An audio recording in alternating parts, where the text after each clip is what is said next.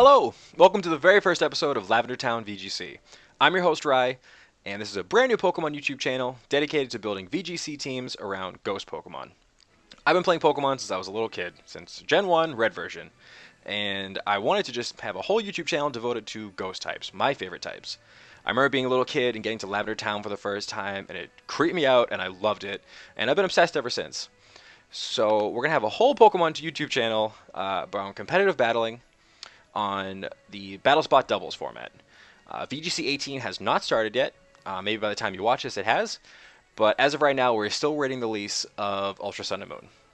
So until that comes out, I thought we'd have a lot of fun on BattleSpot doubles. And let's just get right into a team builder. I have a really fun sand team I want to show you guys. We'll go over the EVs, the move sets, abilities, everything. So let's just get right into it, cut all the bullshit. Let's just have a little fun today. I promise in our next episode we will do some competitive battling, and we'll see how this team fares online. So right off the bat, I think it's important that every team in this meta right now has a Mega Pokemon. So I chose Mega Tyranitar. Let's get right on him. Mega Tyranitar is amazing. He's super good. I think when a lot of people see Tyranitar in Team Preview, they think that you might have a Choice Scarf variant, which is very popular right now. But Mega Tyranitar is great because you set the sand turn 1, and if you have opposing weather, you can Mega Evolve, and you get the sand right back. With Dragon Dance, you boost your speed by +1, boost your attack by +1, and Rock Slide and Flinch to win. Rock Slide hits really, really hard coming from Mega Tyranitar. I have a note folder with all my EVs on it. I actually use a Pokemon app called Dexter, which is really good because it lets you build teams and write all your stuff down. So, this Tyranitar is Jolly Nature, max speed. That allows you at +1 to outspeed most things in the metagame right now. What do we got here for attack? We have 108 attack, which with Mega Tyranitar you don't need a full 252 attack investment, especially after a Dragon Dance. I have 124 HP, just to give him a little bit more bulk, and that rounds out the set. Oh, 12 defense too, just because, why not? Give him a little bit of defense. The best partner for Mega Tyranitar, many of you may know if you played VGC in 2015 or years before, is Excadrill. Excadrill is a monster. I cannot speak more highly of this Pokemon. You bring him in the back, you win a lot of games. We're going to go Adamant, because you don't need to run a Jolly Nature on an Excadrill. He's so fast in the sand that it's pretty much unnecessary. I think the moveset kind of speaks for itself. Earthquake, Rock Slide. I would like to have Iron Head on this, but unfortunately I bred this in Alola. We don't have move tutors, unfortunately, so we'll be using Smart Strike. Smart Strike still hits pretty hard. I am going to miss the flinch chance, but it's okay. It never misses. That's pretty solid in general. I'm putting Ground EMZ on this. I've seen a lot of people online using Steel EMZ, but because we don't have Iron Head, it won't be as powerful. And Ground EMZ, I played Garchomp a lot last season, and I think he hits really, really hard with the Ground EMZ. So far, in testing, he's done pretty well. For the EV spread, we only need to we don't have to fully invest in speed. Just put that right out there. If you see spreads online, 252, 252, you're wasting EVs. You don't need to do that. He's so fast in the sand. So, we are only going to put 180 speed EVs. Now, you could go 252, just so outside of sand, you're faster than certain things, but I feel like you want a little bit of bulk, because Excadrill is a little fragile. So, we have 72 HP EVs, and 252 attack. 252 attack, Adamant Excadrill, hits like a truck. I cannot speak more highly of this Pokemon. He's fantastic. So, as you probably noticed, right off the bat, we have a real strong sand core.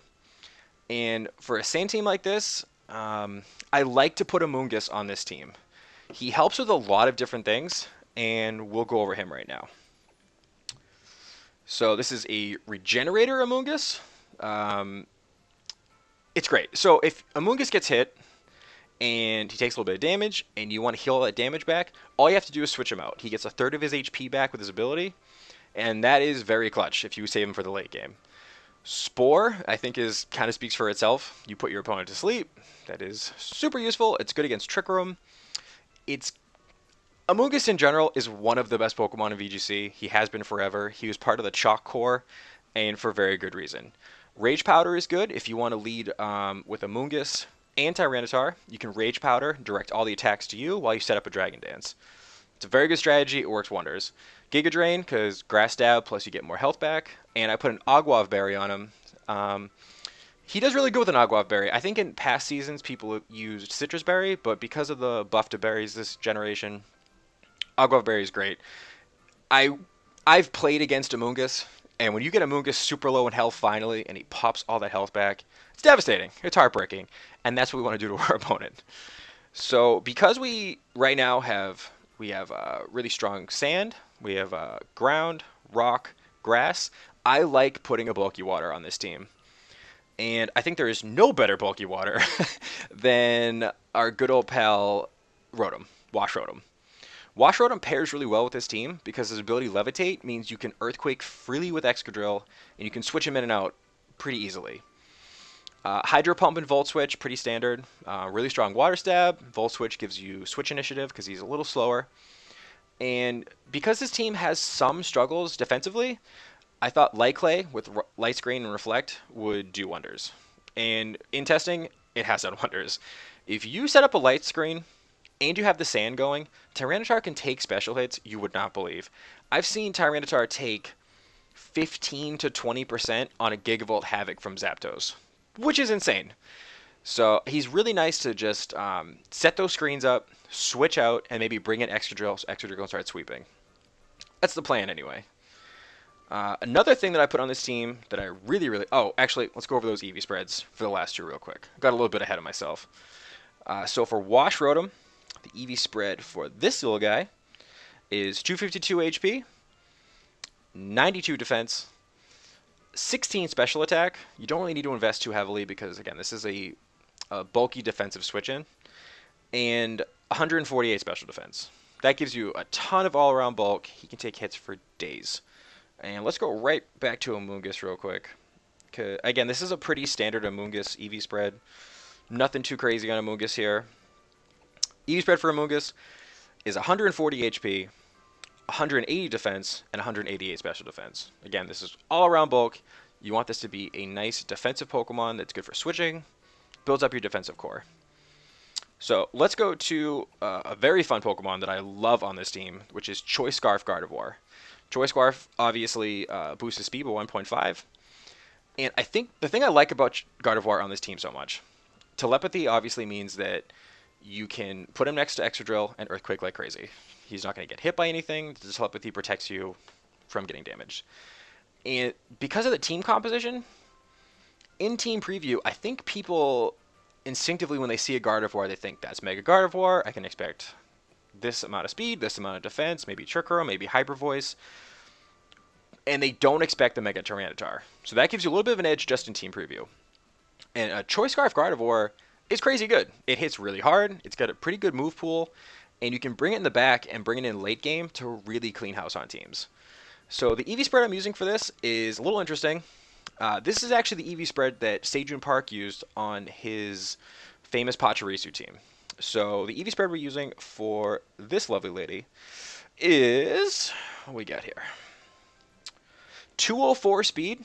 204 speed Timid with a Choice Scarf. You're outspeeding pretty much everything. There's not a lot faster than a Gardevoir in that state. 252 special attack. We want to be hitting really hard with those Moonblasts and those Dazzling Gleams. And 44 defense. Gives it a little bit of bulk, and the last 4 you can throw into HP. I put Thunderbolt on here because I haven't come across too many water types I can't deal with, but it's just nice having a Thunderbolt. Anytime you have to deal with a Gyarados, you want to have a Thunderbolt on your team somewhere. And, I mean, Shadow Ball also would work really well here, but we do have Shadow Stab somewhere else, which is the star of this team and the ghost that we are building this whole team around, and that is Aegislash. Aegislash is phenomenal. He is very scary to go against. He's unpredictable. He can do so much. You can run him physical. You can run him special. There's a lot of ways to run this thing, and he works so well defensively and offensively that I wanted to have our first team be competitive and be a team built around Aegislash. So we have Shadow Sneak, which gives us priority. We want priority. I know that Tapu Leles are running around out there shutting priority down, but it is nice to have it in those matchups where you don't see a Tapu Lele. Sacred Sword, I'm running the physical set. I like it better personally. Sacred Sword is just so good. It ignores defense boosts on your opponent. It ignores everything. And if you get a weakness policy, which is the item we're putting on this guy, if you get a weakness policy boost, Sacred Sword can kill things you would not believe. I'm running weakness policy because I think there is going to be a lot of ghost moves running around in this gen and dark moves.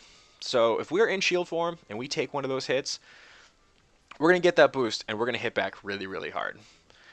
Wide Guard I actually threw on here instead of going for Iron Head or Steel Stab because our team is weak to Landorus. A little bit. We're a little weak to Landorus.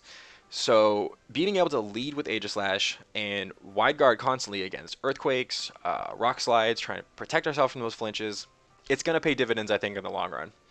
King Shield, obviously standard, lets us switch between our different stances.